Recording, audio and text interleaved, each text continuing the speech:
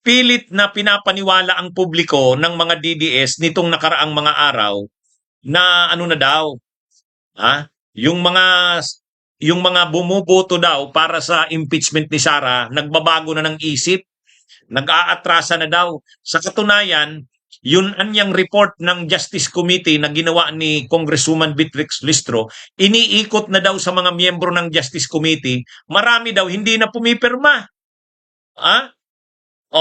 Yan yung sinabi ng mga DDS nito nakaraang mga araw, kalat sila ng kalat. Ayan, nagbabago na ng isip ang mga kongresista.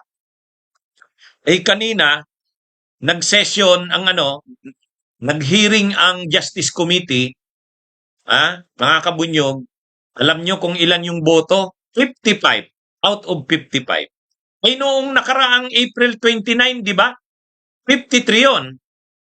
May kulang kasi ang umattend nung Pero unanimous na rin yun Ibig sabihin lahat ng nandun, bumoto. 53. Walang against, walang abstention. Ngayon nadagdagan pa, naging ng 55 kasi may absent nung April 29. Ngayon, yan ba yung nag-atrasan, 55 votes out of 55 na nandun kanina. 55 din yung bumoto. Unanimous. Wala man lang kahit isa o dalawang kumontra. Itong mga DDS na ito, pinagpapaniwala nila ang mga sarili nila. Pinagpapaniwala nila ang mga sarili nila na na daw, nagbabago na ng mga isip ang mga kongresista, nagwi-withdraw na daw. Actually, kung diniscuss ko yan kagabi o kahapon ba yun, sabi ko, huwag kayong maniwala dyan. Imposibleng mangyari yan. Kasi talagang suportado ng mga kongresista itong impeachment na ito. Bakit? Alam nyo kung anong dahilan? Diniscuss ko na yan minsan sa vlog ko. Bakit kaya ganito na lang kasulid Sulid, unanimous. Unanimous. Bakit ganyan? Dalawa ang dahilan. Una, napakalinaw na kasi ng mga ebidensya. Yung mga ebidensya talaga, grabe. Pangalawa, yung pambabastos ni Sara. Pambabastos ni Sara. Hindi nire-respeto ang Kamara. Yun. Kaya tumibay ngayon itong mga kongresista. Kaya kahit anong sabi ng mga DDS na bayad daw ng pera ang mga kongresista, may mga hindi daw nabigyan kaya nagbago na ng isip. May mga natatakot na daw kay Sara dahil mananalo itong presidente sa 2028. Kung ano-ano.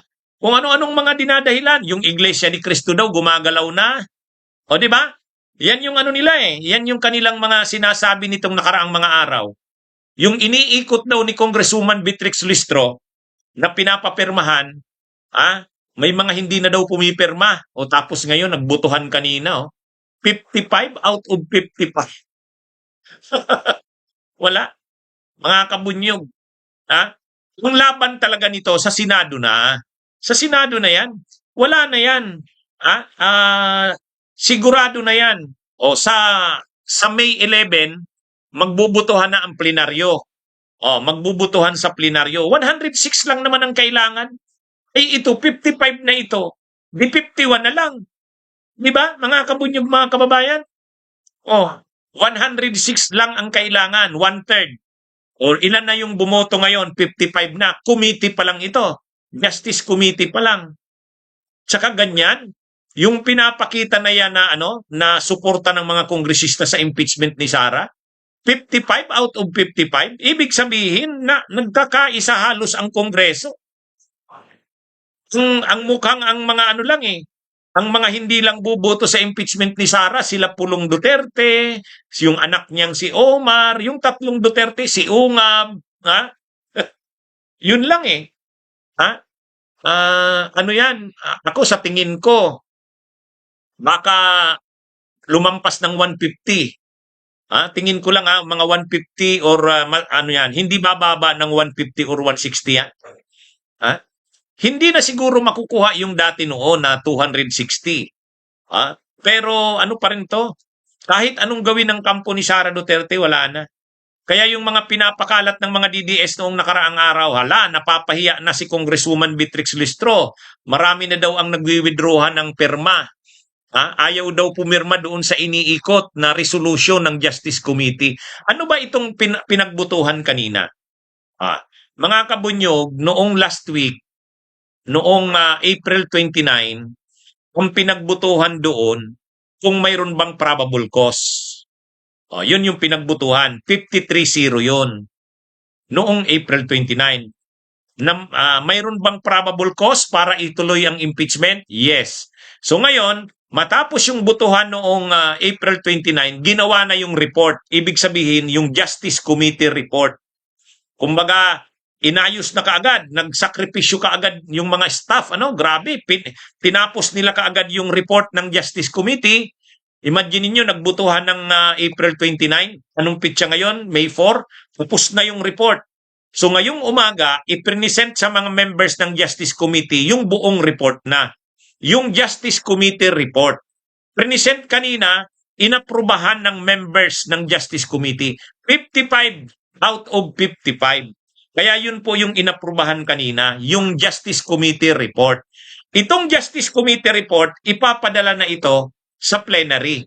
Tatalakayin na ito sa plenary sa May 11. May 11. Kaya actually, ano na lang yan, sa May 11, mabilis na lang nabutuhan yan. Magre-report doon si Congresswoman Beatrix Listro, ipe-present niya yung Justice Committee report, ia-adapt yan ng mga members ng Congress. Kailangan may 1/3 at least na mag-adapt. Ngayon, pag na-adapt yan sa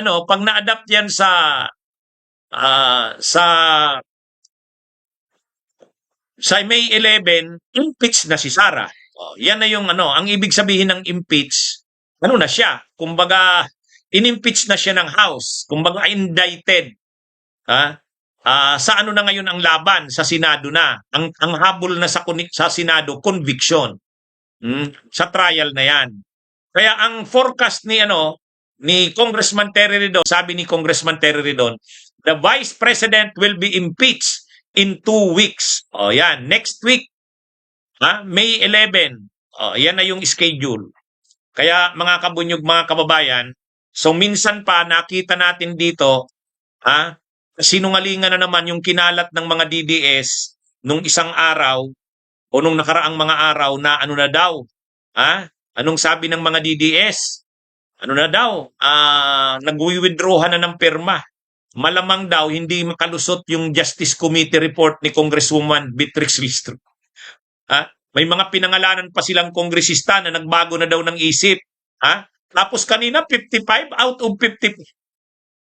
Pinagluloko ng mga DDS ang sarili nila . Kaya ito mga kabunyog, wala na. Deklarado na natin to. Sigurado na.